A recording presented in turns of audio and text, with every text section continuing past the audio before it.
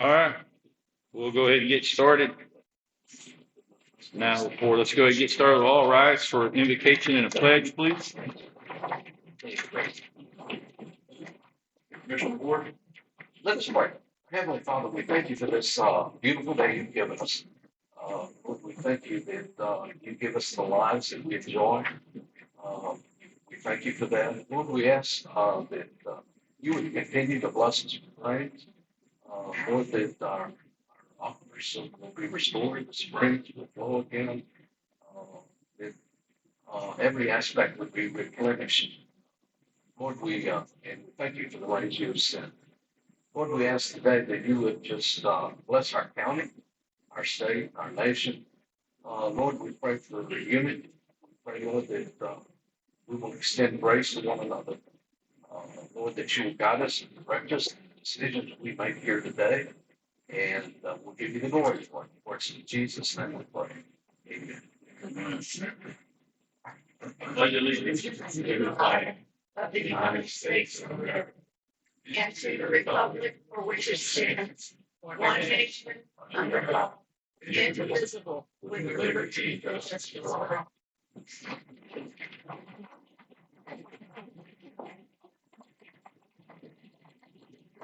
All right, good morning, everyone. We'll call the meetings to order.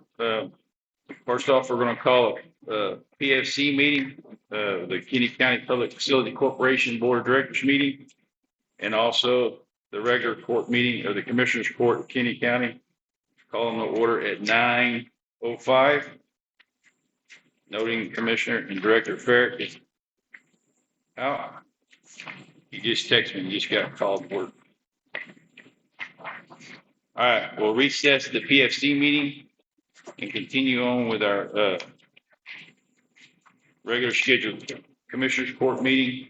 Then we'll have consultation with the attorney during our PFC meeting and executive session. So I don't want to do that first thing this morning. Everybody be wondering, waiting. So let's knock out our PFC meeting this morning and go through our departmental reports. Is there anybody that addressed the court this morning in public comment? If you do, or if you'd like to, please sign the forms. But if nobody's addressing the court, we'll get started. Kinney County Agent report. Nothing there. Aging Center, nothing. County Attorney. Nothing today. Okay, thank you, sir. Clerk. Community Center, nothing to report there. It does appear that we will have all the elections there, all the early voting, and then all the day of elections will all be held at the community center in November for the constitutional amendments and stuff. So that'll help out with that. Constable. Detention Center, Warden.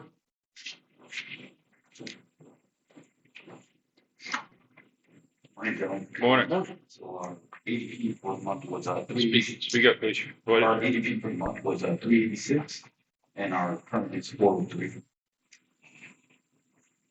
Okay. And I visited with the warden just a little bit before we got started this morning. They're working on their list and everything. They were in Florida a week or so ago. And so they were talking about it and stuff, the dues out there and stuff, the updates or things for the facility for us to talk about. If we renew that, the bonds that are out there, they're maturing in November. If they get a list of things that can be done out there as far as updates or improvements and stuff to the facility and stuff. So they're working on that for us. But have any questions for the warden? You're off a little bit on your counts there a little bit. What's the? Oh, the marshals have been, the rest were low. Oh, okay. So, yeah, so working with marshals, they're starting to pick up again. Okay. Thanks. Any questions? Thanks, sir. EMC. Make more fast and hurry. Okay. So I went to that water finance exchange. Got the information necessary, passed it on to ladies over here for grants. There's more information coming from Eddie Morales about water infrastructure. So, like I said, I already pulled that to on already. Other than that, and additional, you got a question for me? Is there things I need to address? And you're rescheduling the ID card deal. Yes, that's pushed back to October 28th and 29th as of now. Okay. Same slots are gonna stay the same unless told otherwise. Okay. And we'll get in touch with those folks that need them. Temple. All right. Thanks, sir. Uses. EMS. First, working, nothing new, Judge. All right. Thank you, sir. Grant ladies. Judge Schuster, Yes. I don't have anything this morning on the grant. One of the financial status reports for the month of August has been turned in. The other two should be turned in this week Okay. for payment.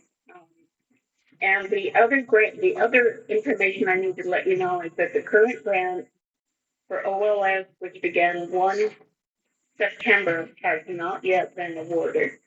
The latest I was told was later in probably mid to end of October Oh, okay. before it's awarded. Now, that's not unusual. Last year it was awarded on the 4th of November.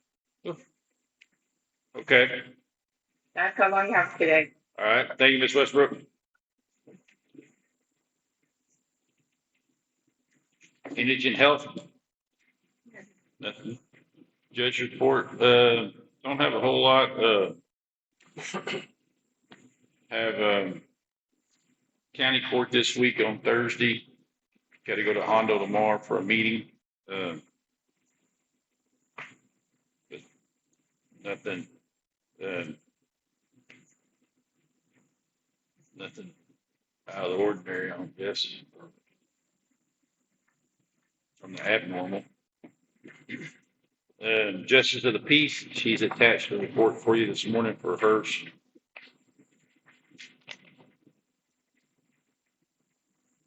Library, nobody. Road and Bridge, they'll get to us at the first meeting of next month. The monthly report. Sure.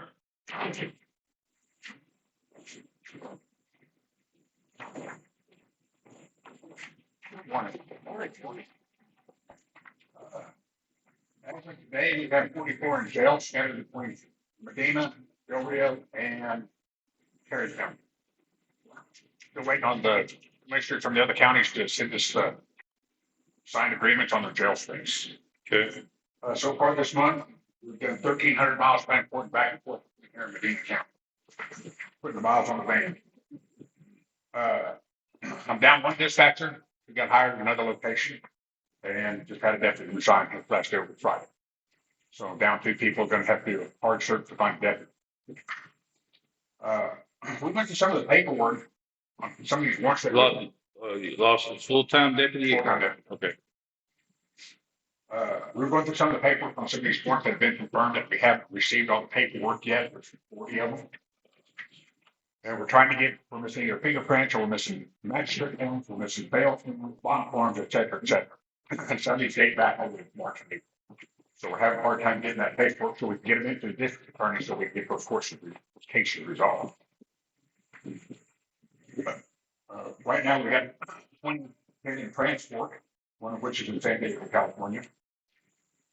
We're still moving forward with the tabletop exercise on the school evacuation, school response, scheduled for October 8th. And we had a Zoom meeting the other day on another company trying to assist in housing communities. It was very productive. It was online.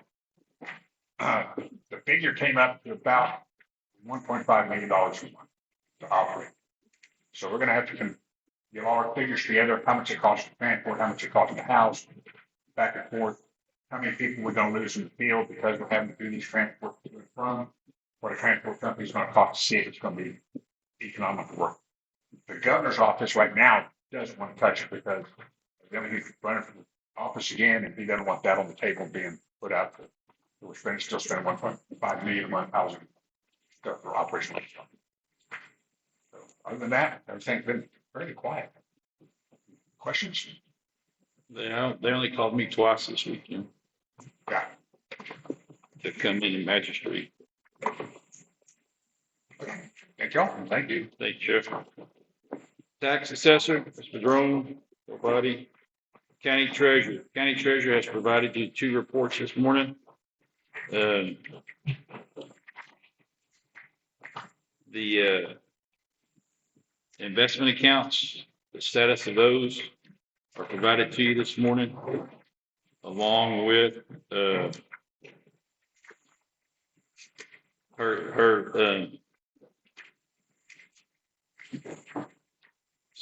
wouldn't say cash, but her money intake or funds that she took in during the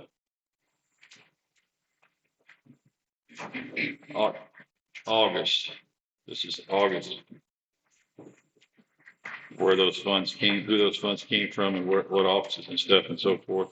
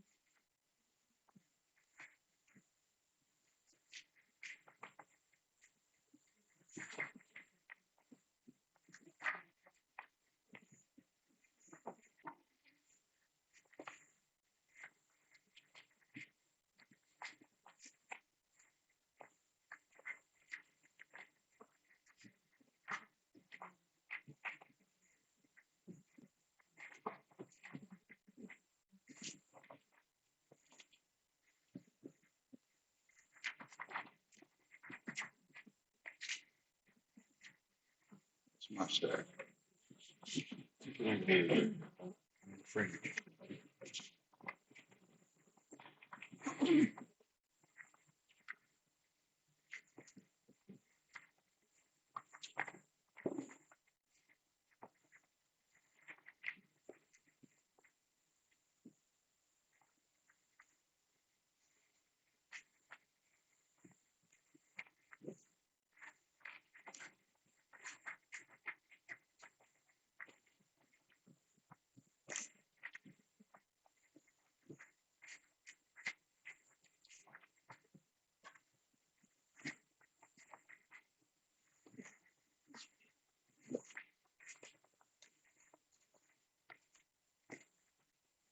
All right.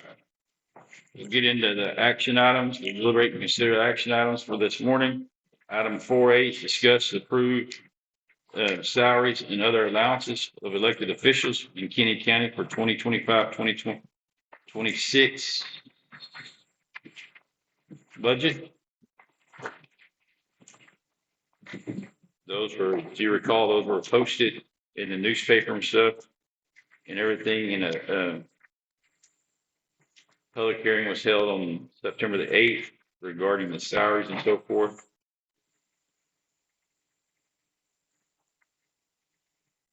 So I'll entertain a motion to approve those as presented. So moved by Commissioner Matavo, second by Commissioner Dotson. Any further discussion on these salaries, proposed increase of 3%, the merits and so forth, the longevity pays, Kinney County's obligation, and in our state supplements?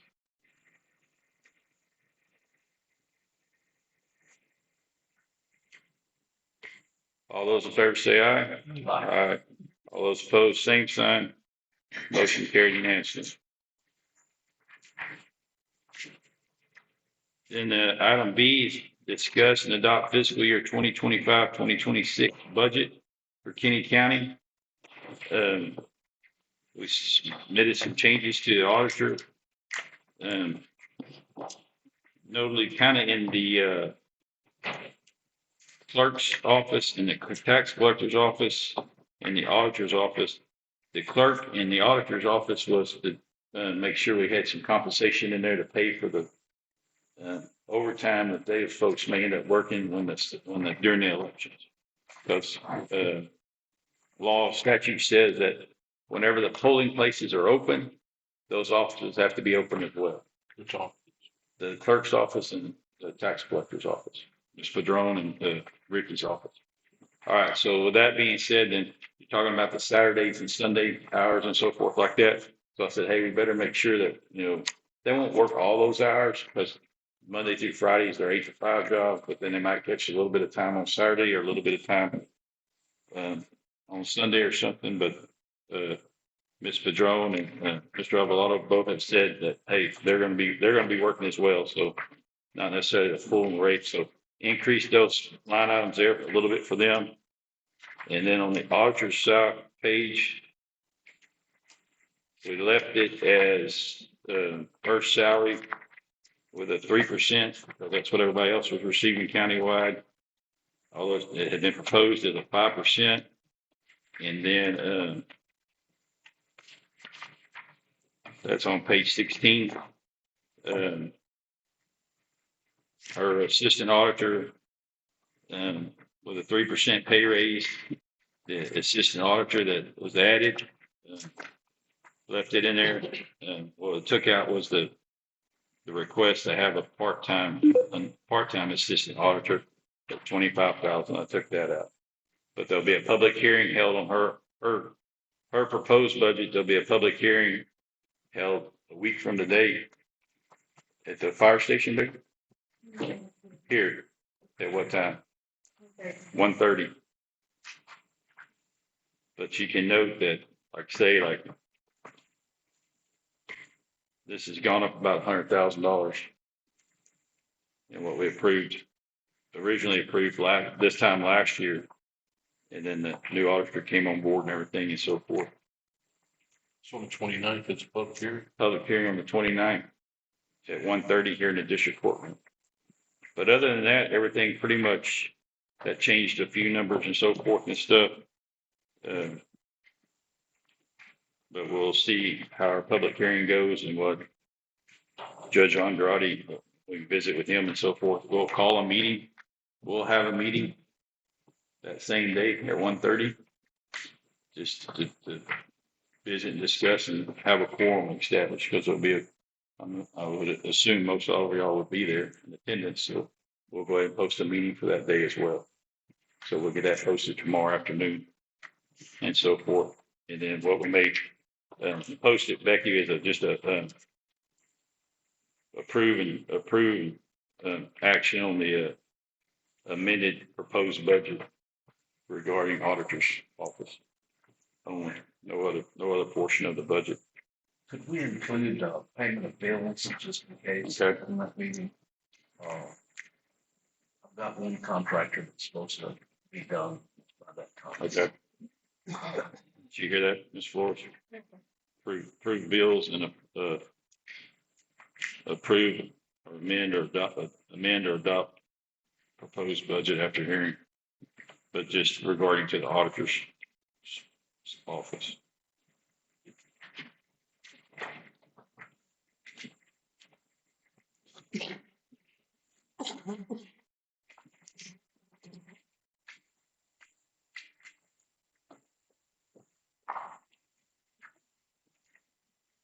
All right, any questions about what this thing to death?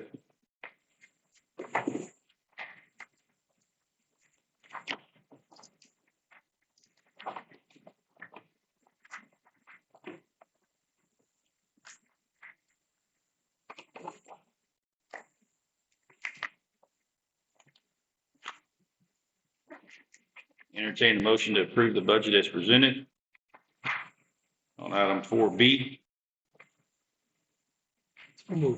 So moved by Commissioner Matavo, second by Commissioner Ward. Any further discussions or questions on the proposed budget? There being none, we'll proceed to vote. All those in favor say aye. Aye. Aye. All those opposed, same sign. Motion carried unanimously. I'll read this taxpayer impact statement just so that it's on the record. We discussed this the other day a little bit, but House Bill 1522, this legislative session in 2025, amended the section 551.043 of the Texas Government Code to require that notice of a meeting required to be posted under section 551.043A of the Texas Open Meeting Act, which the governmental body will discuss or adopt budget for the governmental body must include a taxpayer impact statement showing the median valued homestead property, a comparison of the property tax bill in dollars pertaining to the property for the current fiscal year to an estimate of the property tax bill in dollars for the same property for the upcoming fiscal year. Kinney County has proposed a budget in Kinney County's 2026 fiscal year. The county intends to adopt its budget on September the 8th, which I got postponed to today. 2025 value of median value homestead property in the county is $85,811. The 2024 property tax bill for current fiscal year was 0.4675 cents, was $401.17. Estimated 2025 property tax bill for upcoming fiscal year in the county adopts the proposed budget tax rate of 0.4672 per $100 value, comes out to $4,400.91. So just slightly less, not much. So basically the same. Estimated property tax bill for upcoming fiscal year in the county adopts balanced budget funded at the no new revenue rate of 446 per 100, 4.465 cents per $100 value, would have been 383.15, but we chose to go with the voter approved rate. So that's the impact statement. Now, item C is approve the proposed tax rate of 0.4509 cents per 100 for the general fund and 0.0163 cents per $100 value for farm market for combined total proposed tax rate of 0.4672 cents per $100 valuation. I'll entertain a motion to approve that. So moved by Commissioner Dotson, second by Commissioner Ward. Any further discussion on the proposed combined tax rate for 25-26 fiscal year? Being none, we'll proceed to vote. All those in favor say aye. Aye. Aye. All those opposed, same sign. Motion carried unanimously. Next is item D, approve the merit pay for 25-26. Entertain a motion to approve the merit pay for 25-26. So moved by Commissioner Dotson, second by Commissioner Ward. All those in favor say aye. Aye. All those opposed, same sign. Motion carried unanimously. Countywide burn ban. Got it back on here. What you got feeling here? Supposed to rain Wednesday and Thursday. Geez, Dotson, you're killing me. Well, let's put it on. I say we put it on. And if that's the case, if it gets a good countywide, we get a decent little shot, I can lift it.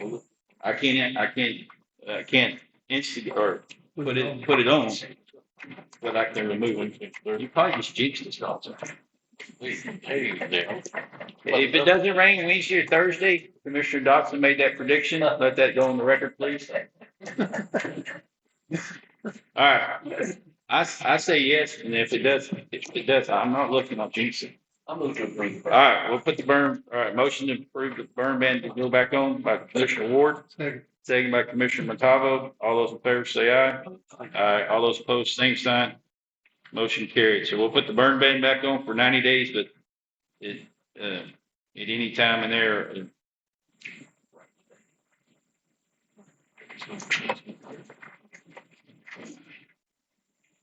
Item F this morning is a Teams meeting discussion review project with David Baker and Ken Dirksen, engineers working on the Flood Mitigation Evaluation application for the submission to Region 15 Flood Planning Group. Are they on?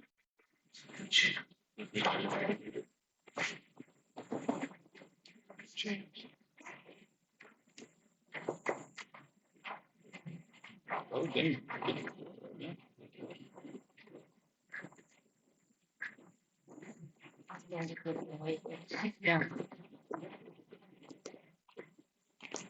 So, we visited with Mr. Dirksen and Mr. Barker last week. They called and wanted to, just give us a little update on the FME that they're working on for us to submit to Region 15. And, in the process of creating the maps, Mr. Barker kind of had a aha moment, and he came up with an idea that he just wanted to present to y'all. Like, we're still moving forward with our mitigation plan for the creek area, but in Bracketville, yes, from the dams to 90. And so he just wanted to share this with you and kind of let It's you, not a part of the FMAPs that we're fixing to submit. just let you ponder it, I Yes, think. it's just something you wanted to share. We're sharing, we're not making decisions, we're not. Right, it's just an update discussion kind of thing, no action.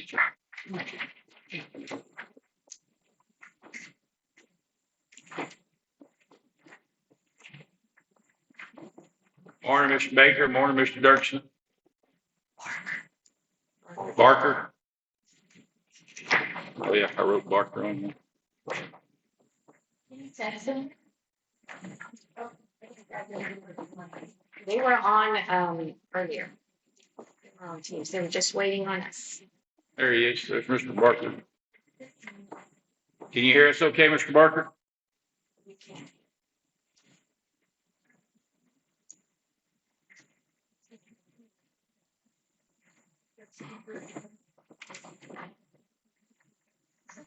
It's on.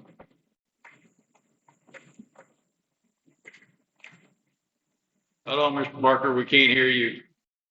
We're working on it. Microphone. There you go. Okay, you good? Yes, sir. We got you, but we haven't found Mr. Dirksen yet. Loud and clear. Okay, yeah, you're on mute. Yeah, I'm here. Okay, There you go.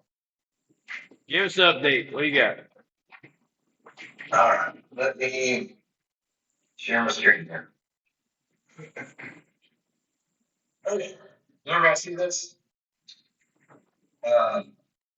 One of the main things that, as I was preparing the FME application, for the water board, was determining the watershed that, I mean, taking the watershed that we've already done and, tweaking it a little bit because, I've been told that, Fort Park Springs will not be a part of this whatsoever.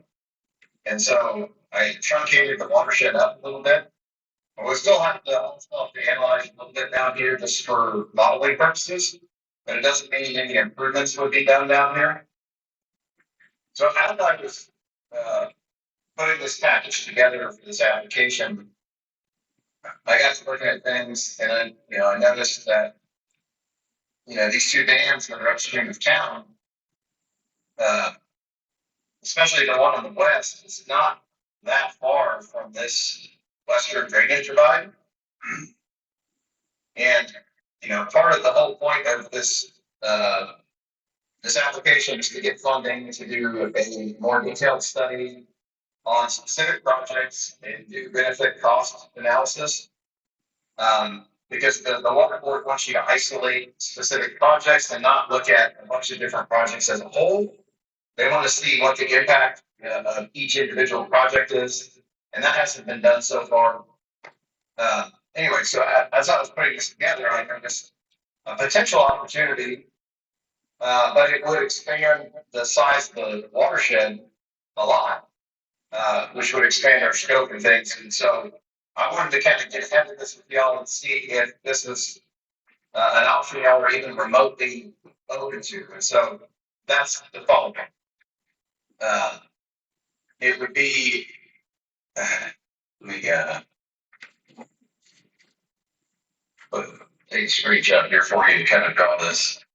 I think it helps to visualize.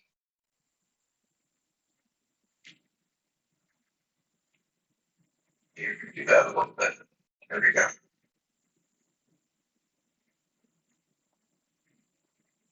I think it helps to kind of see this drawn.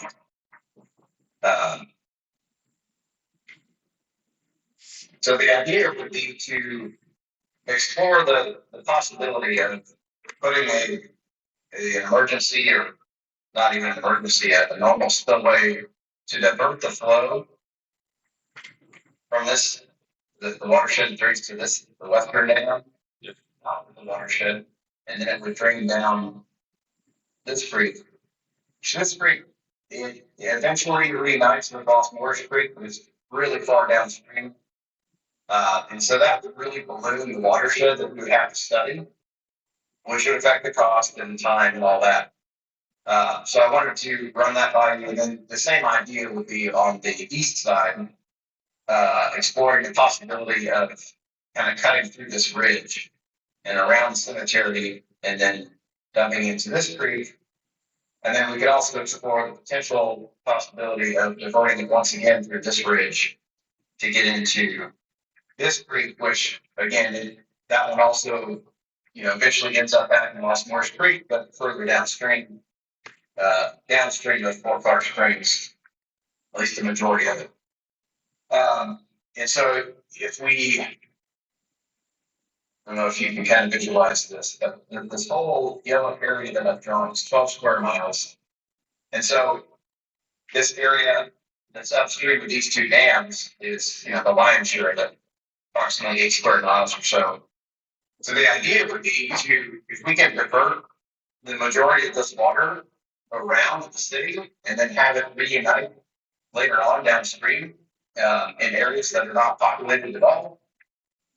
Right, that's going to really move the needle a lot in town here without having to build a whole ton of projects in the town itself. That we still could upgrade culverts and things, but this idea would be, severely decreasing your flow through town, and so you decrease the need for projects in town. And so these other projects would be on the perimeter and kind of out of sight, out of mind, diverting this water around town. But you guys obviously know the situation way better than I do from a political standpoint and property owner standpoint. So I wanted to run this idea by you because, this diversion on the west would involve this creek way over here. And the water board would most likely make me analyze this down to where this creek reunites with Boston Morris, which is a few miles downstream. On the east side, depending on if we do the second diversion into this creek here, that would reunite right down here. So I'll stop talking now. I wanted to see if y'all have any questions, I can go into further detail or what kind of feedback y'all have. So the diversion out of the west dam to the west, we could build that. We'd still retain the water, but instead of the overflow coming back in through when it starts to overflow and stuff and all that, it would instead of it coming out the east side and into town, it would go out westwardly and go around the city. But the east dam, we could keep it to where we could handle that amount of water in through town probably without any problem, instead of trying to divert it out eastwardly. But and that's what we would look at as possibilities. And yeah, the general idea would be kind of the lower storm events, the trickle flows would still flow through town. yeah, sure. It would just be the major flood events that we would want to take that excess water Yes. around town. But if y'all know the property owner situation along these drainage routes, and if you know that kind of possibility is just dead on arrival, I wanted to go ahead and just present this idea before we took this idea any further, because it needs to be baked into this application. Okay.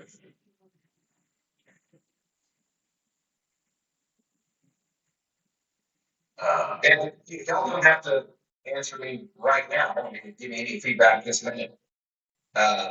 This is really just to present the idea conceptually, see if y'all have any questions, and then y'all can discuss and get back to us. Now, I will say the application deadline is October 3rd. It would be nice to, I have everything else ready. It's really just this last thing. So it would be nice to get y'all a draft to review before this is formally submitted to the region. So we want to build in a little bit of buffer. But if y'all want to take a day or two to think about this, that's okay. And again, this doesn't mean we're actually going to do these projects. Right. It just expands the scope of work for this, the flood mitigation evaluation effort. It affects the amount of money we're asking for to evaluate these, because it expands the scope of work a lot. But I don't want to waste time and money. If y'all know this kind of option is dead in the water, just based on political or property ownership aspects, then I wanted to go ahead and know that. Well, I think we're only talking about the big flood water. Regular water is going to be regular, normal.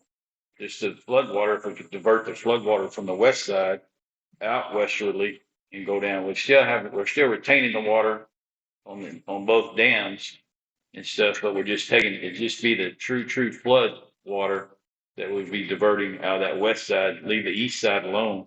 Because I think the east by itself would not create too much of a problem for us in the big floods if we're moving that west water westwardly. On those big heavy. Yeah, the western dam definitely does do more work. It has a larger share of the watershed than the east, but the east is, it's still a healthy amount. So it would move the needle some.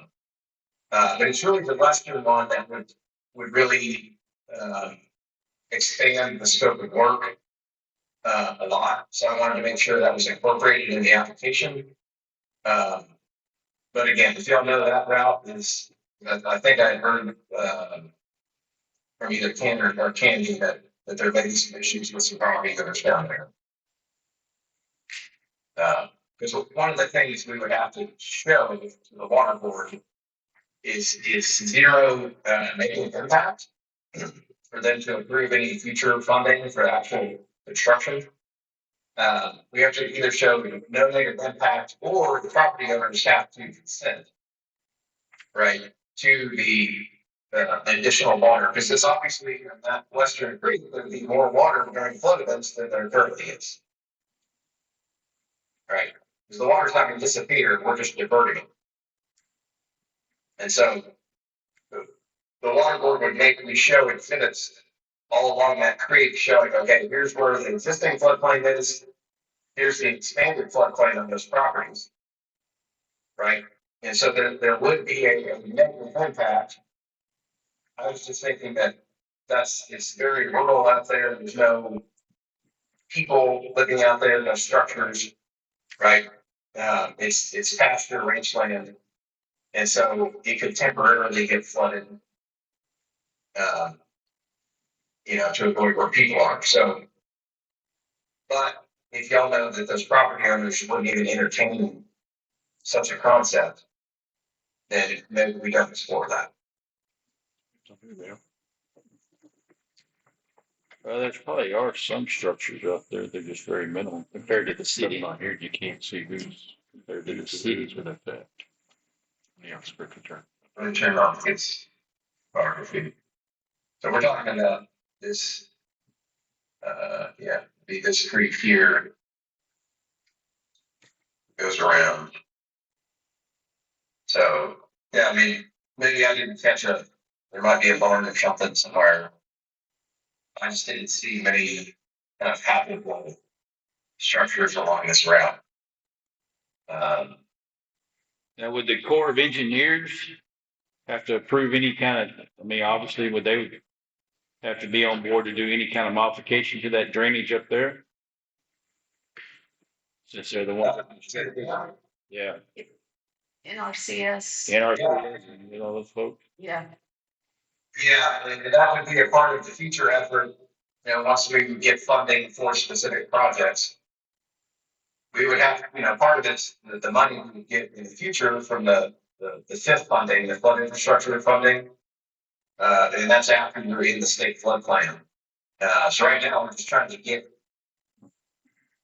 we're trying to submit projects for evaluation. And then the ones that are accepted, that have a good enough benefit cost ratio, et cetera, those are incorporated into the state flood plan. It's my understanding. And so projects that are in the state flood plan that would be eligible for the future funding from the state.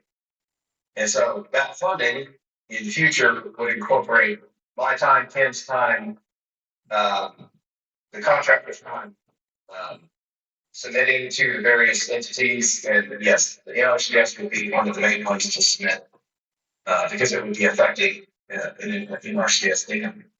But it's basically just a reroute of this existing spillway here. You can see there's actually two. There's one around either end of the dam on this western dam. So we would be taking that westernmost spillway and basically just redirecting it here. And there'd be we'd have to improve culverts, this road and on 90.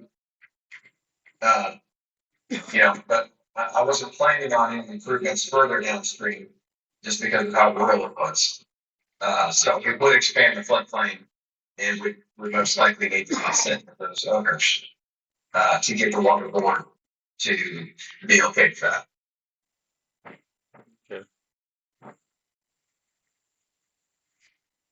The drainage ditches in town, will they still be in use Yeah, because, yes, if we do bypass it? yeah, if we're just, overflow is all we're talking about. We're just sending, it would still drain through town like it now normally would or naturally would want to. It's just the overflow, instead of sending the overflow through town with the regular drainage through town, we'd be kicking the overflow out westwardly into that draw out to the But west. it's not as much will be coming through the city limits. Yes, not as much through town, it'd be pushing more out of it, out that west side of the. Yeah, and there's different ways to define. Usually the 100-year event is the flood event. We could make it to where some lower storm events would activate that spillway, depending on what elevation we put that cut at. All the smaller storm events we could make still go through town. But really one of the things I would analyze is how much rain can the town infrastructure accept. That might be the better way to define what flood is from a practical standpoint. It doesn't have to be necessarily a certain year storm event. It would be, hey, once these houses start flooding, let's not let that happen. That's when we need these diversion spillways to activate, right? To start diverting the water around town before we get flood infrastructures in town.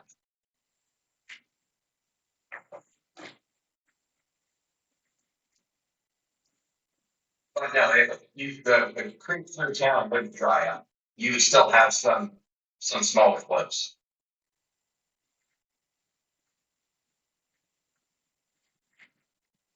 You think, We need a few days to take a look at the study.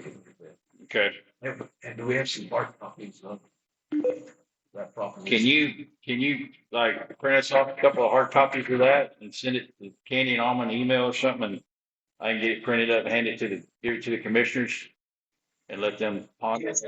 Because right now today, you're just like, do we want to include that in the study or just say, no, we want to stay within the boundaries? Stay within the yellow boundaries we have drawn there, or do we want to consider discharging that overflow water out west to the west? Right. Okay. Yeah, because it's really, if you can kind of visualize how big the watershed would be, because I would have to study down here. So it would really expand this watershed all the way down to that confluence. And, I wouldn't have asked for this kind of digging if it was just some minor little tweak to the watershed. But this is a very significant change in order to just explore this idea. And this yellow line, we have to give the water board a TMC file, a Google Earth or shape file defining what watershed we're going to study. Yes, sir. And so this would, multiply the watershed several times over, just to explore this idea. But I didn't want to pursue it if y'all already know the answer is no. Because we can just submit what's on the screen, the yellow, and then not even explore these diversion ideas. But I wanted to go ahead and at least propose this and see what y'all thought, give you a chance for feedback.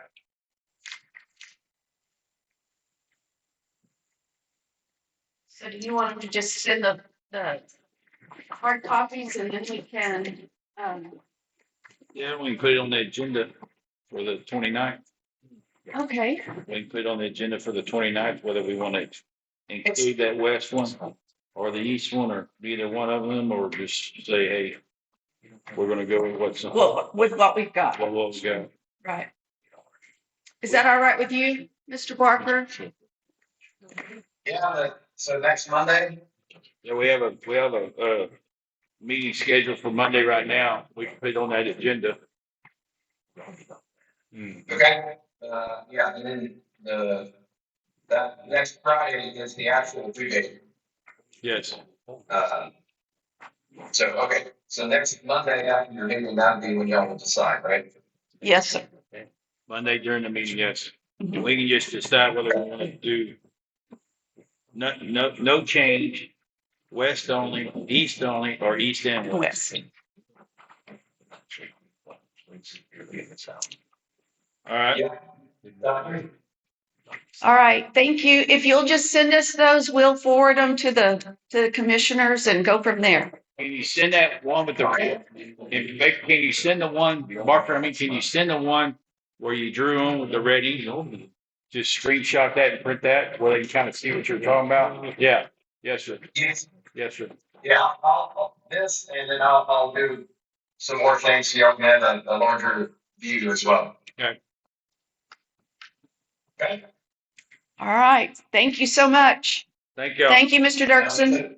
Thanks all very much. Bye-bye. We'll have that right click on the 29th. Leave it as is. Include the east, include the west, include the east and the west, but nothing. Okay, Just in the study, in the proposal. I mean, right, right. Yeah, this is just for that evaluation to send into Region 15 to try to get in the regional plan so we can then get in the state plan. Just an evaluation. Because right now we're thinking Mr. Schaefer's house might be in that diversion. Yes, we need to identify the That's property what we're thinking if owners. he's in that area, so we don't want to nature. We probably need to identify those property owners. all right. Anything else? That's it. We'll put it on there. When y'all get those, just send them to Becky and I or whatever, and we'll print them off and then we'll send them. We'll get them to the commissioners that be looking at and talking about the study. Yeah. Might work on your list of property owners when you get the map, just kind of go down through there and see. We could use the appraisal district now for that, I think. All right. Thank you, ladies.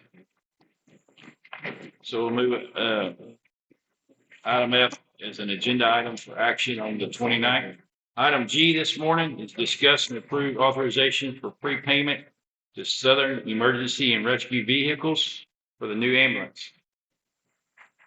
I'm on the line, Joe. All right, Nick is joining us via call. All right, Nick has a letter to inform him of an update regarding the purchase of a new ambulance from SERVS.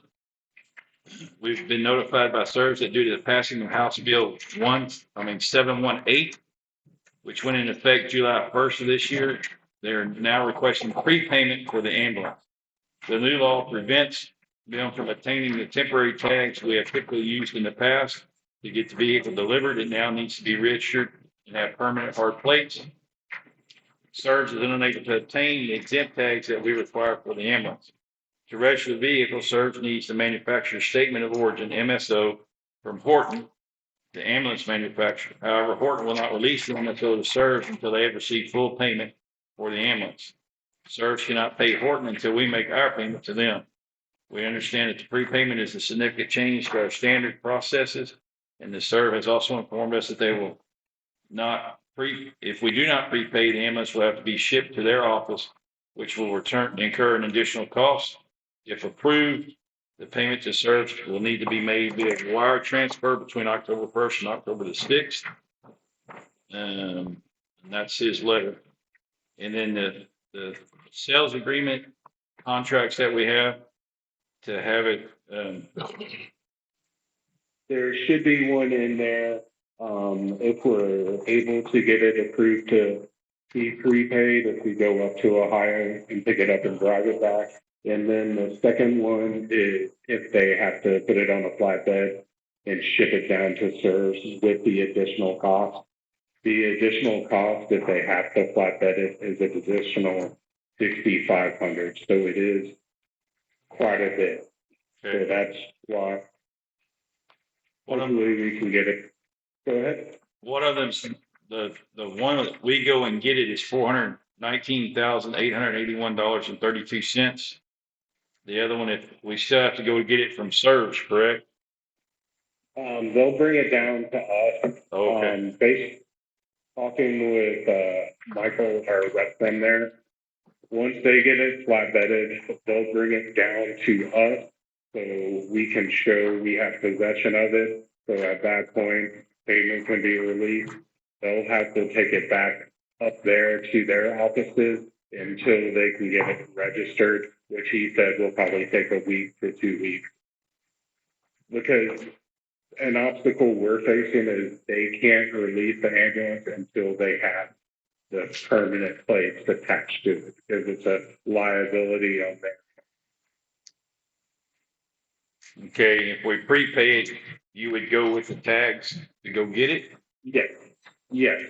And that's why I requested payment between the 1st and the 6th. Basically, once they get the MSO from Orton, they will take it to the courthouse there in Comanche, register it under our name. They said it will take a day or two, but they will have the hard plates with them that he will bring to Ohio. We'll put on the ambulance and be good to go from there. Okay. So either way, it has to be, either way, we're needing to approve a prepayment and honor the sales agreement that we have before us, one or the other. Yes. So if we agree to go with the basically if you decide not to approve the prepayment today, then it would at that point default to the second one, the one that's 426. Oh, okay. And we at that point would have to pay that. Reason, since I know the prepayment is not standard practice, that's why I wanted to bring it before the commissioners. So y'all are fully aware of it, that we will be prepaying for this asset to try to avoid that additional cost. And this, like I said in the letter, this was something new that we've come across. This House bill didn't go into effect until the 1st of this year, or the 1st of July this year. So we're the first agency they're having to deal with. It's acquired an ambulance after that House bill went into effect. Okay. Cheryl, are you on the call? Yes, guys, I am. Okay. If we approve the prepayment of this with our sales contract that we have of $419,881.32, are you willing to pay that? No, Okay. the court doesn't have the authority to authorize a payment that I haven't approved. The law says that I cannot prepay for something until we have goods or services in hand. Now, we can get temporary metal tags. We can buy those in advance that can be taken in, but I can't pay for the ambulance itself until it's within our possession. So Cheryl, I looked up the Texas Local Government Code, section 271.05, subsection C. And 271 has to do with leases. And it says we can make a prepayment. There are other codes that prohibit that. Yes. I can't audit an invoice. We don't have the item to audit. I can't prepay for goods or services until they're in our possession.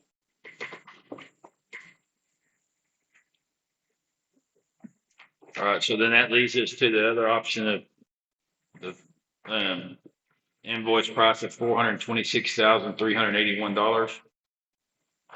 That if we can't prepay for it, that's what we'll have to pay.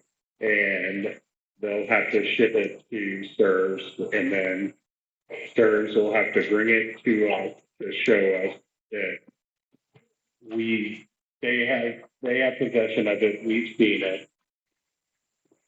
That way, we should be able to pay for it at that point, and they will have to take it back to them. I talked to them about those hard plates. They weren't receptive to that. Cheryl, I can put you in touch with our rep to see if that's something you could possibly talk to them about and work out. Sure.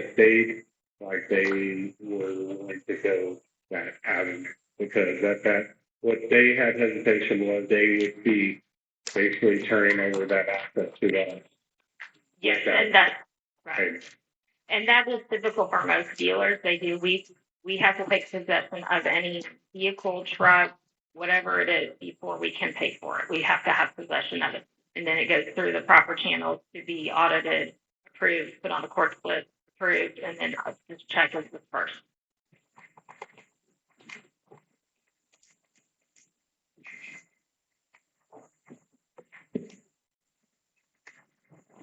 All right, so after October 1st, then,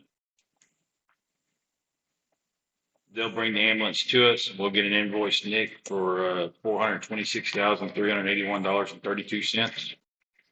The ambulance isn't going to be ready until the 28th. That's when we were scheduled to go up there and look at it, make sure everything's okay with it. Okay.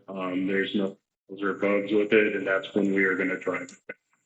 So I will have to get in touch with Michael this week and see, once he goes up there and inspects it, how long it will take it to be flatbedded and then brought to us to look at and then register.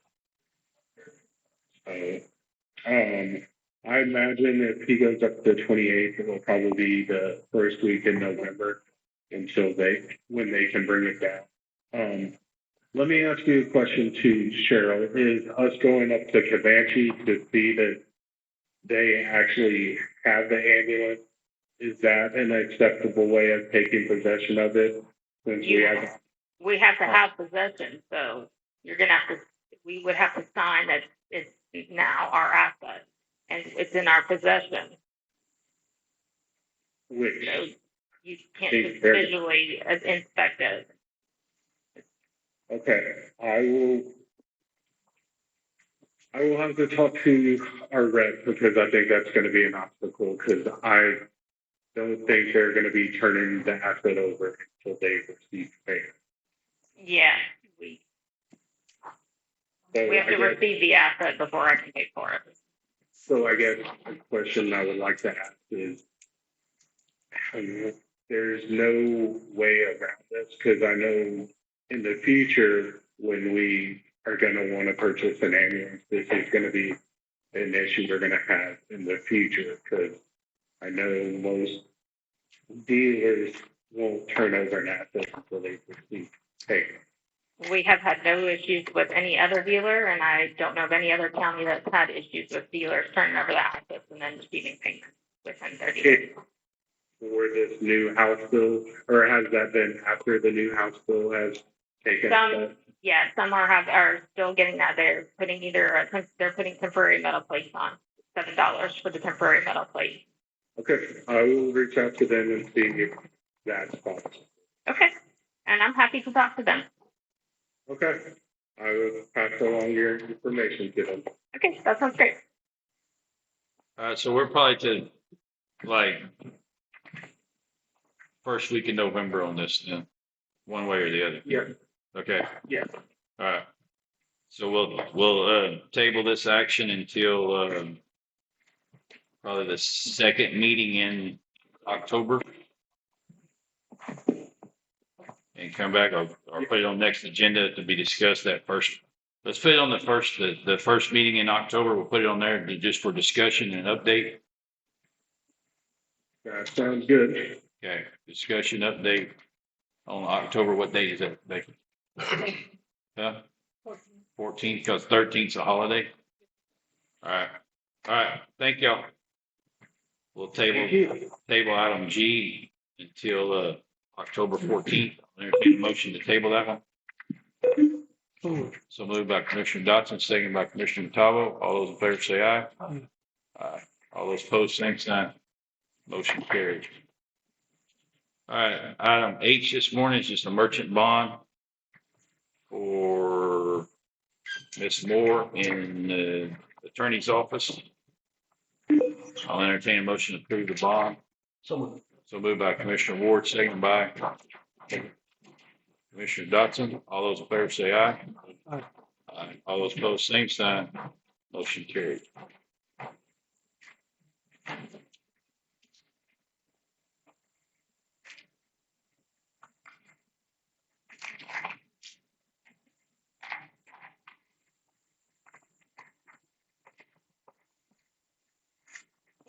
Item I, discussion and approve proposed quote from Discovery Management Group for SCADI 100 GNSS receiver for the Kinney County Cemetery purchase to be made through Dirksen Geospatial. Proposed quote. Miss Conley's here to talk to us about this one. Thank you. Good morning. The SCADI 100 has an internal antenna in it, so that's why we went with that one. This is a device that you use after you have set up all your software with the Kinney County Cemetery, and we've marked every grave, everything. So from this point on, you need it's called a GNSS receiver, and they use it's a satellite system, and they use a network of satellites to be able to identify the exact location. So like your surveyors will use them to exactly mark something. So when there's a new burial out there, we would use this device to go out there, GPS it, get it on the software, and snapshot that picture of that. And so it becomes an exact, accurate location of that headstone. And we do have the money in the budget for this year to do that, with a comfortable amount left for any unseen things that might happen in the next month. The quote. So this goes through Dirksen Geospatial. They're out of San Marcos, and he orders the SCADI through this Discovery Management Group. That I have the W-9 from that group. They're partners together, and we would receive the item. And if you, I was trying to get a picture of it. I have it on my cell phone to show you what that picture what it would look like. It's a device that would work with any kind of iPhone, laptop, or an iPad. So it's internal in there. If you want to pass that around. Out of ignorance, you walk. You walk around out there, yes. And I do want to use it just to go and update everything that we have done so far with all of the headstones, and just double check dates, because we're finding some discrepancies, and I also want to make sure that we have what is a reserved spot and what is an occupied spot, that is coded correctly. And so, but that particular item, you can update. So I could go to a grave and see the exact location. If the date is wrong, I could correct it even in the field out there. So you're walking along With it, yes, sir. and it's Giving an exact location. It's not like when you GPS something, you can be 50 to 75 feet off. And so you want to have we know that this burial is exactly at this position. And so what is new out there, they came last year, and he did another sweep just to catch in all the new graves, because it was a year. And so from now on, it'll be up to us to maintain that and make sure we are accurate with all the new burials. So we'll have the mapping, right? Yes, sir. And then This connects to the mapping. connects to the map. Yes. It updates it automatically on the software. It's kind of interesting. And you would employ this at the time that a site was being selected, is that right? Yes, Or yes. something you do in advance? Well, the spots are already in the software. They're already marked out. This is we need to go back in and catch from last year, all the burials, and then any burial from this time forward. So we could mark it, the burial, and then when a headstone appears, we would go back and take a picture of the headstone also.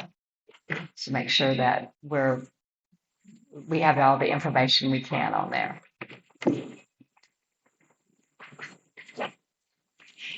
And we would not be doing a credit card or anything. So he said, you just look at the total amount. So it would be the cost plus the shipping. And then they will invoice us. They'll ship it to us. All that they require is that you sign this copy, the Discovery Management quote, the price quote, and we send that in to them. And then they send us the device, and then they'll send an invoice for a net 30 pay.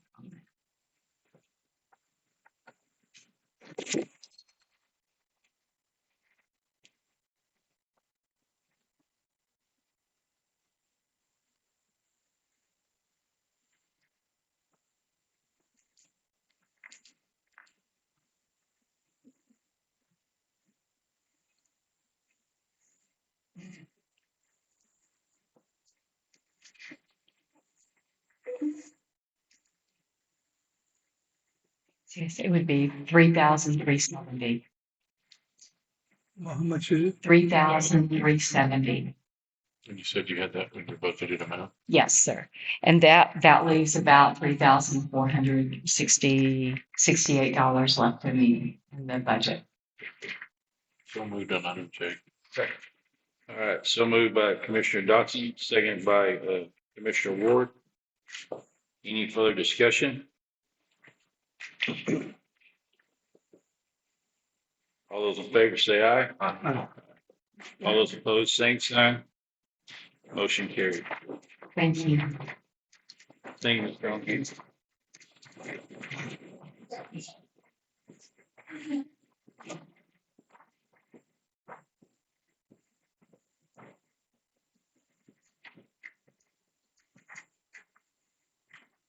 Item J is the update and discussion on the amendment to order of election and November general election and polling locations. Rick's on the phone. Good morning. How's everyone doing today? Very good. Yes, sir. So I just want to let you know, I talked with the legal department secretary of state. So with the November election coming up, we will not have to do a Saturday or Sunday for that particular election. Oh, okay. Just since it is just going to be a constitutional amendment. So elections will begin on October 20th. And for that entire first week, it will run from 8 to 5. The following week, because of a home game in town and also Halloween, from what I've been told, they're going to do Halloween on Thursday, and on Friday there's going to be a home game. So we only have to do 2 days of 12 hours, which have to be Thursday and Friday. So we're actually going to have elections from 6 to 6 those 2 days. I've also been in touch with the Hunters Roundup people, and they've contacted me this past week and are looking at possibly going in the weekend before the Hunters Roundup, because I know Hunters Roundup is going to be November 1st. So they're looking at going in maybe the 25th or 26th and setting up for 1 day after the closing of elections, 1 day during the week before Thursday or Friday. And I told them that we would work with them on that. Okay. So the 20th through the 24th would be 8 to 5. It's going to be from 8 to 5, yes, sir. And then And then the 27th, 28th, and 29th will be from 8 to 5. And the 30th and the 31st will be from 6 to 6. Okay, so no And I weekend. have a meeting tomorrow with some of my election workers to discuss all this with them. No weekends this time around. Not on this one, no. Okay. So we did not have to do it because it was just constitutional amendment. Okay. All right. Okay? That was just an update. Thank you, bud. Yes, sir. You have a great day. You too.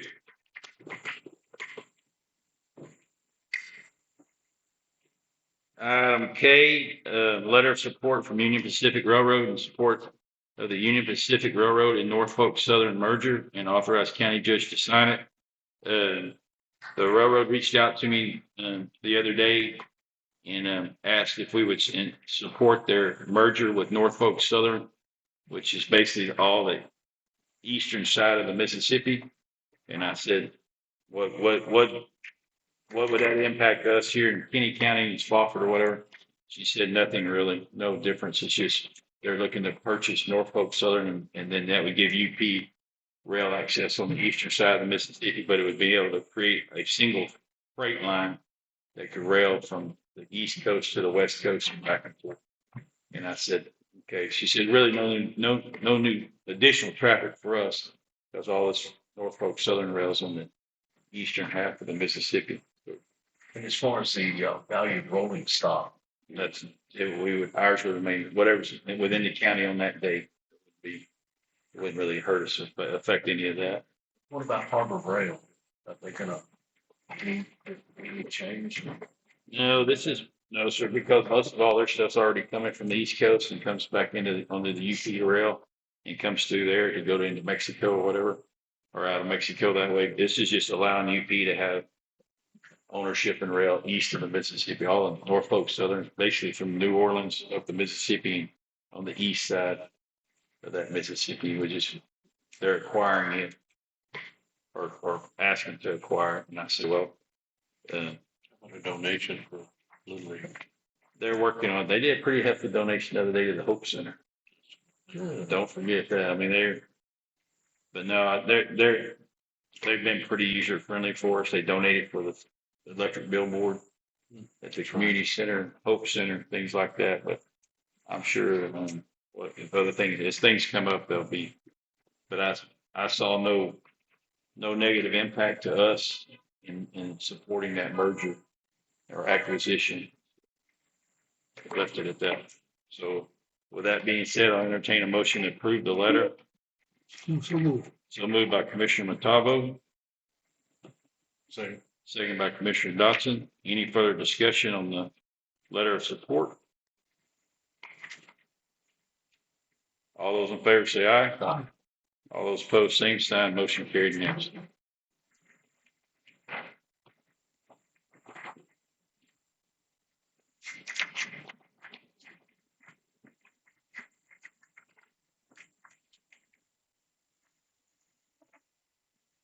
All right, discussion and approve an annual fee for Tango Tango, and you got a note on here?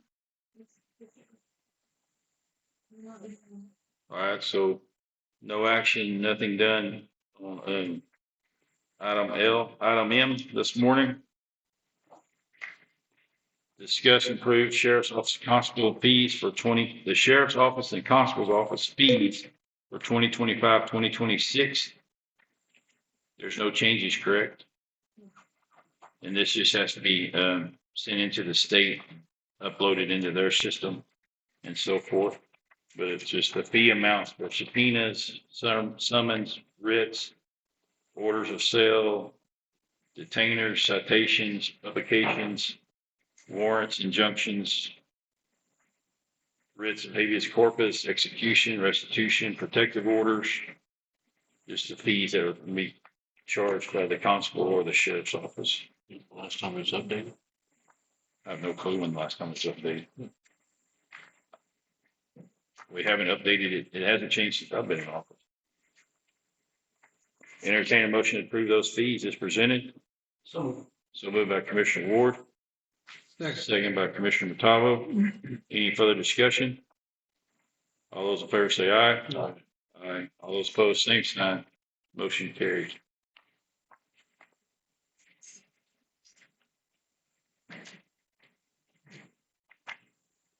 Item N this morning, discuss and approve nominate candidate to the Kinney County Appraisal District Board of Directors. Notice of voting entitlement and right to nominate. Got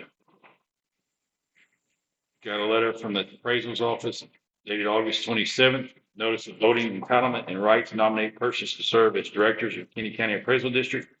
Listed below is your taxing units voting entitlement. For the election of persons to serve as directors of the Kinney County Appraisal District based on your percentages of the 2024 levy. The school had 49% of the levy, or 994 votes. The county has 40% and 808 votes. The city of Bracketville is 4% and 76 votes. The city of Spofford 3%, 58 votes. We may nominate by resolution adopted by your governing body one candidate for each of the two positions to be filled on the Appraisal District's Board of Directors for the 2026-2027 term. The incumbents who consent to continue to serve, if nominated and elected, are Donna Schuster and Tim Ward. The presiding officer of your governing body should submit the names of your unit's nominees to the Chief Appraiser District before October 15th. So, with that being said, We can nominate two. we can nominate two.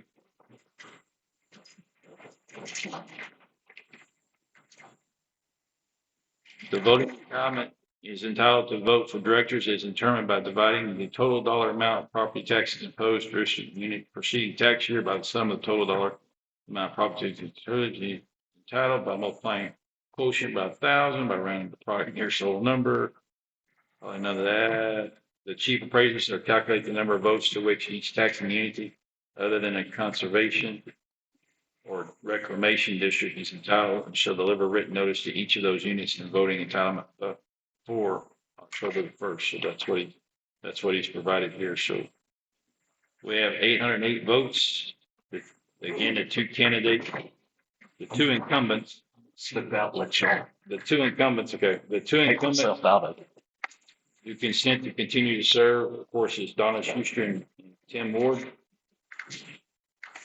Okay, make a motion to approve Donna Schuster and Tim Ward with 404 votes. Split them 50-50. All right. Second. All right. Have a motion to continue with the incumbents, Tim Ward and Donna Schuster. And that'd be a 50-50 percentage deal on the votes. So that would be 404 for one and 404 for the other. Commissioner Dotson made the motion. Commissioner Montalvo seconded it. All right. Nobody else puts their name in the book. Not that I know of.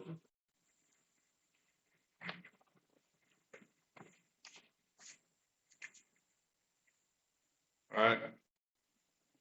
All those in favor say aye. Aye. I'm gonna say aye. I wouldn't think I need to abstain because it doesn't really. So we're gonna say 3-0. Opposed? No one. And we'll note Commissioner Ward abstained. I may not get supper tonight now. All right, I'm gonna grab Commissioner Ward. Lucia.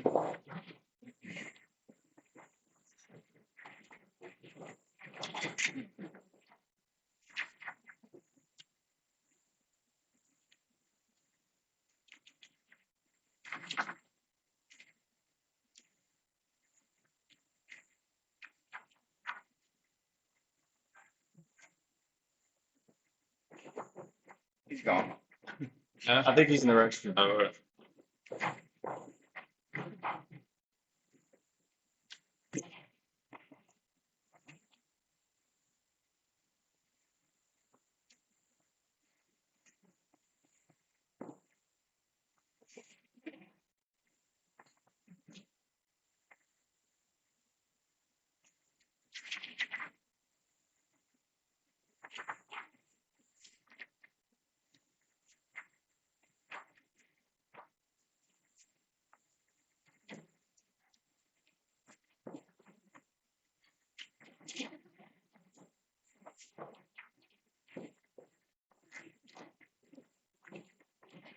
Commissioner Ward, the motion was made to, approve those two incumbents. Donna Schuster and Tim Ward, and split our votes 50-50. So, moving on. Item O this morning, discuss and possible action to renewal our annual renewal time clock plus agreement and approve annual payment of $4,409.79. Entertain a motion for that annual payment. That amount's wrong. Oh, yes, it is. Okay. Hold on. We're going to entertain a motion to approve the annual payment of $9,495.25. I think the 4,000 is for your maintenance. Right? Is that what it's broken down? 4,000 is hardware. 4,300 is hardware and maintenance, and 5,100 is license annual charge. All right. So the combined total, our annual payment for Time Clock Plus should be $9,495.25. That's maintenance and license. Entertain a motion to approve that. Are we on here full time now? Yeah, we are. This is going. Time Clock's going. Okay. So moved. So moved by Commissioner Dotson. Second by Commissioner, yes. Seconded by Commissioner Pell. Yes, Time Clock is up and going. All right. Any further discussion on time clock payment, annual payment? All those in favor say aye. All those opposed, same sign. Motion carried. The issues of merging everything, we had months ago, we don't like it worked out. No, sir, not yet. The merging has to deal with the financial software and time clock. As far as I know, Cheryl's office is still working on all the programming and writing of the funds and stuff and everything of that. The anticipated date of, I believe, is around January 1 with that merger. Was Lance's software involved a little bit? A little bit, yeah. Yeah, I thought so. And we're getting on the was it life expectancy or the end of life and all of that. So we're getting right down to the nitty gritty and getting all that transferred or getting it uploaded and stuff and built. But they're telling me January 1st is when they're. So we actually transitioned away from Lance. Not fully. Have we found him? I think they have talked to him. You've talked to Lance a couple of times maybe on financial software stuff. We have another gentleman we have to deal with. Okay. Okay, so, okay. Lance is All right. I think it's been over 30 years and we used his software. Yes. I think it's the very first software that we employed early on. Item P, discuss and approve Kinney County Road and Bridge to terminate services with UniFirst and Commerce and commence services with Centus Uniform Service. And item Q is that same thing for the Kinney County Aging, terminate UniFirst and commence services with Centus Uniform Service. I'm going to suggest we table this because I'm not so sure how quick we're allowed to terminate our agreement with UniFirst. Yeah. But Is it a 1 year, 3 year, 3 year? this is a 3-year contract with Centus and stuff, and it has work verbiage in there where if we break it for like from year between months 13 to 25 or something like that, they go. Can we legally enter in? We can legally enter into it with Brent could put his rider on the front of it. The county attorney could put his rider on the front of it saying we're only obligated this on an annual basis, funding and so forth. But Yvette, Ms. Garcia at the Nutrition Center, she has gone off and talked to Centus a little bit and everything and got some estimates and stuff. And they are cheaper for now. Well, for this 3 years, for what we're doing right now with UniFirst and stuff. But I'm not so sure if we want to what the wording in the contract is with UniFirst to get out of that. It's 30 days, 60 days or something or whatever, and then so forth. But I'm for if we're going to do, I don't want to have split services. We would have gone back to the UniFirst saying, hey, can you match these prices? Yvette, have you talked to them at UniFirst to see if they can match them? No, sir, but I did, just so you know, I did, put in a request for a legal review to, the county attorney, so I'm just Okay. waiting on them, to give me a reply. Once we find out what we can do with the contract, then, I can definitely go back with CISA and find out, I'm sorry, UniFirst, and see if at all they can match those rates. But I will tell you, I'm very dissatisfied with UniFirst. The product has been horrible, the service has been horrible as well. And that is why I'm seeking, another service And company. she told me that probably about So it's not just two, tax. 2 months ago. Yeah, it's not just the price. So you made. She asked me probably about a month and a half, 2 months ago, hey, can I? And I said, yeah, by all means. I mean, if you're not satisfied with the service that we're getting, I mean, let's look into it. And I need to review the contracts. But I got them last week. I'm for if, we gotta, if we get out of UniFirst, or we're gonna pay a fine and penalty deal. But if we go with Centus, I'm for going countywide instead of having a split, instead of having UniFirst coming here and servicing and providing with the doormats and so forth and stuff, or bathroom supplies and so forth like that or whatever. But as far as, let's, I mean, with what we're saving with Cintas, I mean, my goodness, I'm paying $800 a month to, UniFirst.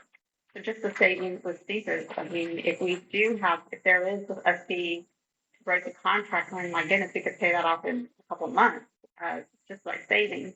So, again, that's just my opinion. sorry, But again, I can definitely make some, calls and then just await for a, legal review. okay. So let's table, I'm for items P and Q, entertain a motion to table to October the 14th. P and Q, yes, sir. P and Q, so moved by Commissioner Ward. Second.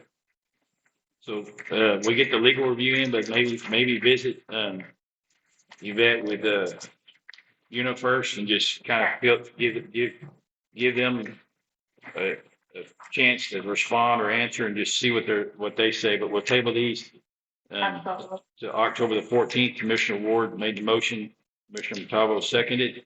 So we'll table items P and Q today. All those in favor say aye. Aye. Motion carried. Very good. All right, thank you, ma'am. And I know I have another, agenda item that Ms. Gutierrez will be visiting on that. If y'all have any questions, just feel free to, reach out, but I am on a call to Middle Rio Grande. Okay. Thank you, ma'am. Thank you. Have a great day. You too, Bill. Item R this morning, Ms. Garcia was just referring to is discuss and disapprove 2025-2026 negotiated rates for payment from AAA, $6.46 per home delivered meals, $7.10 for congregate meals, and $10 for transportation. Proposed at AAA funds are $38,614 and no pennies. Yes, sir. So that has been submitted and approved through Middle Rio Grande. It's for your area agency on aging. Compared to last year, we had maybe 2 cents on congregate meals. Homebound stayed the same. Transportation went up a little, and that's just because the nutrition center had a few more expenses on transportation than last year. That's it. We just have to approve that. Entertain a motion to approve as presented for the 2025 AAA 2026 uniform rate negotiations budget workbook. So move. So moved by Commissioner Dotson, second by Commissioner Montalvo. Any further discussion on item R? All those in favor say aye. Aye. All those opposed, same sign. Motion carried. Nancy. Thank you. Thank you, ladies. Now do I need to sign this? Yes, there's this file.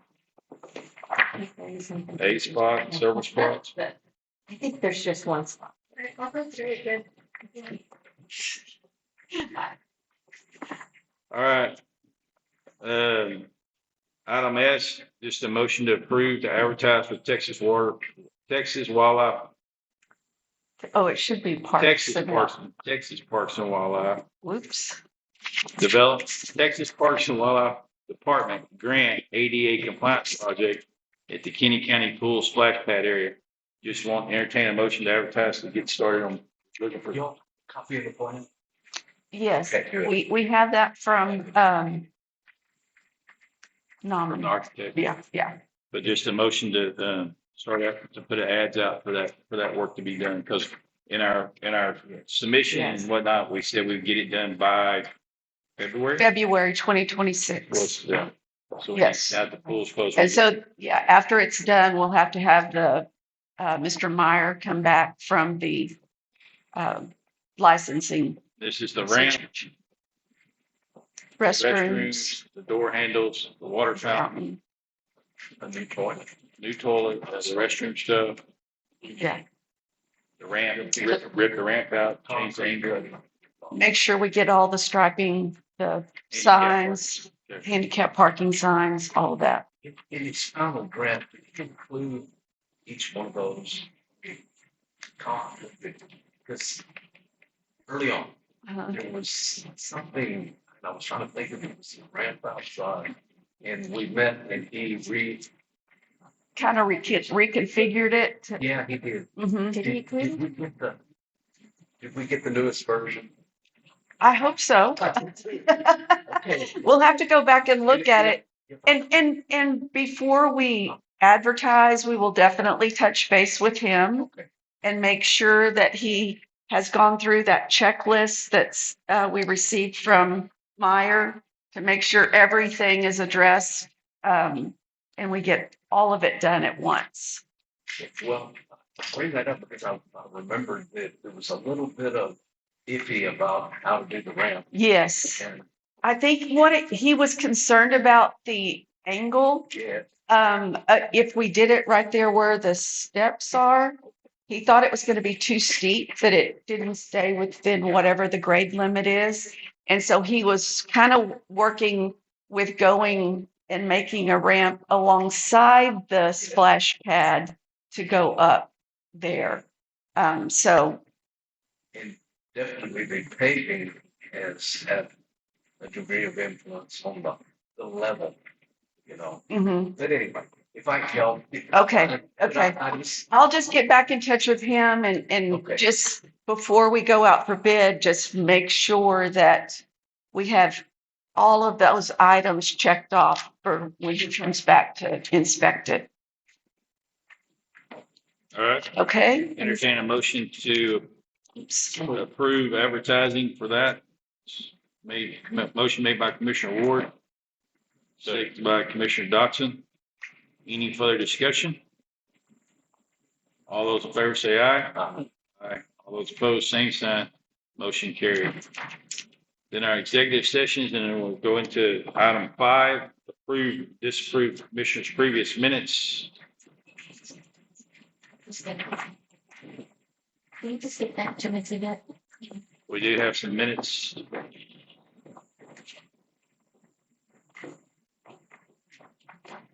From August 25th, regular meeting.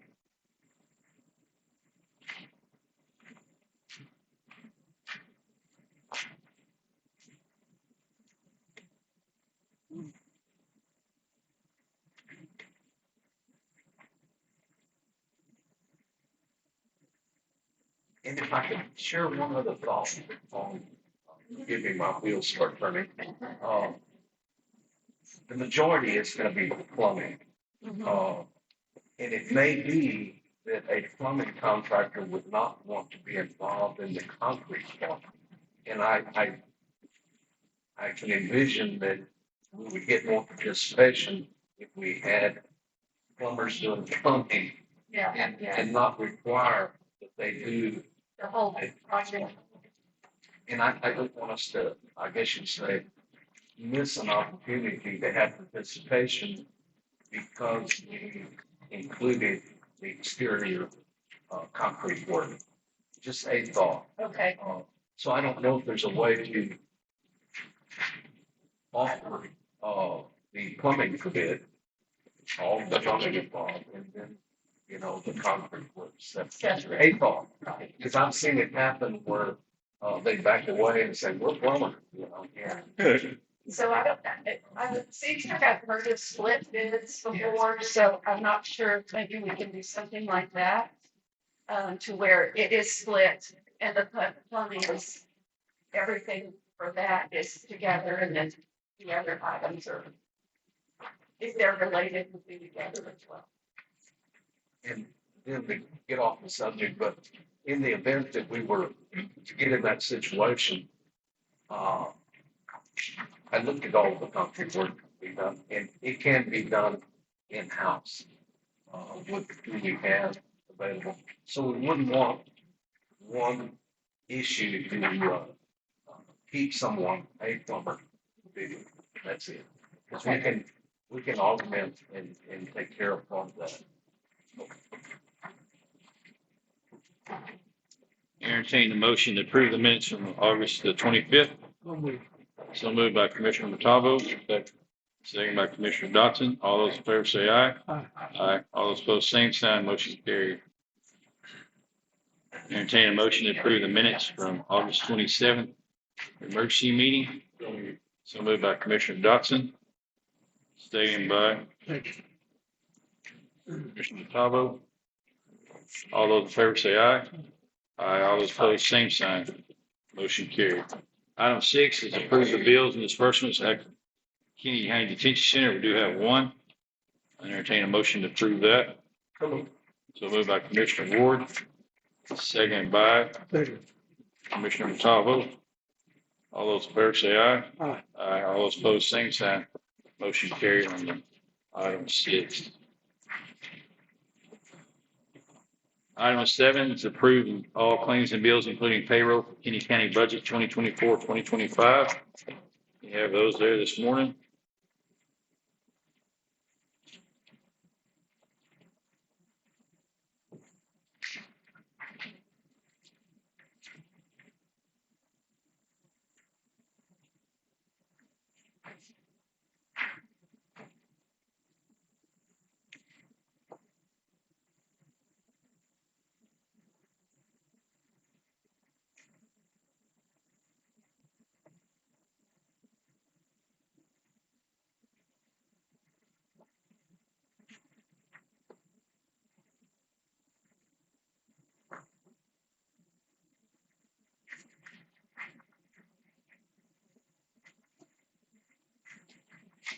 You looking at these, Becky? Page 2, the very first one, Crown Power Sports, the Polaris wheel. It came out of autopsies. It's not just, well, the last time we had made the, remember last bill, there was the item that was paid out in the same line. When it goes through. So that was just to me about approval from climate. Okay. So maybe the same thing. Okay.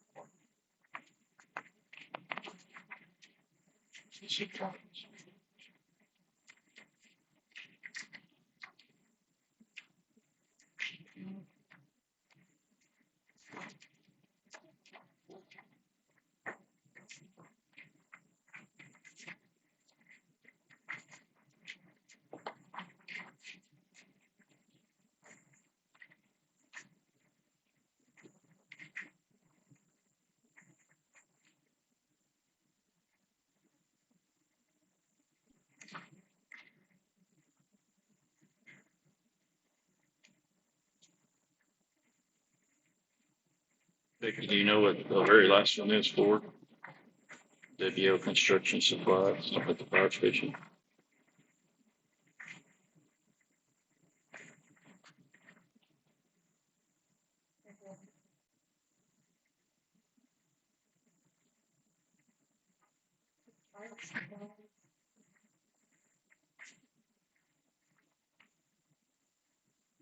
I remember signing it, but I don't remember what it was.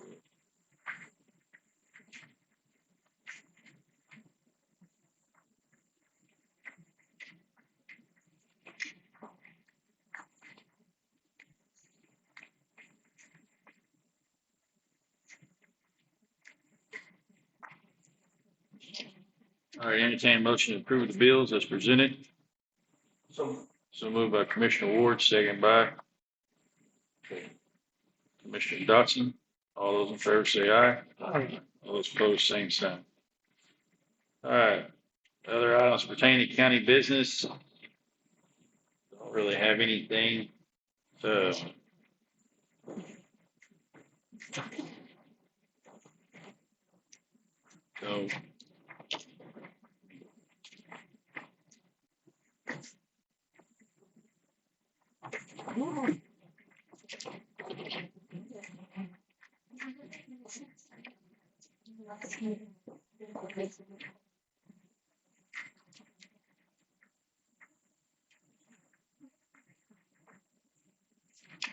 I forgot to get y'all's.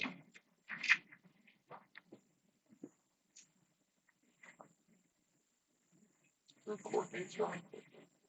Commission court meetings, scheduled date meetings.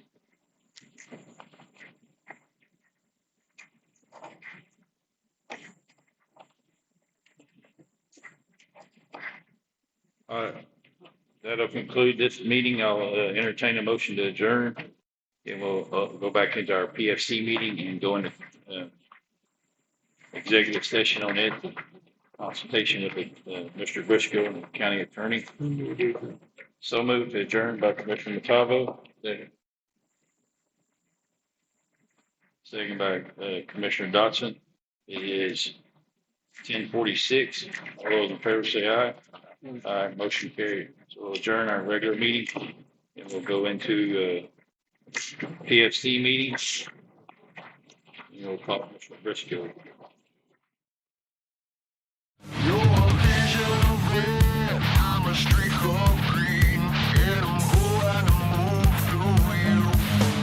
Run.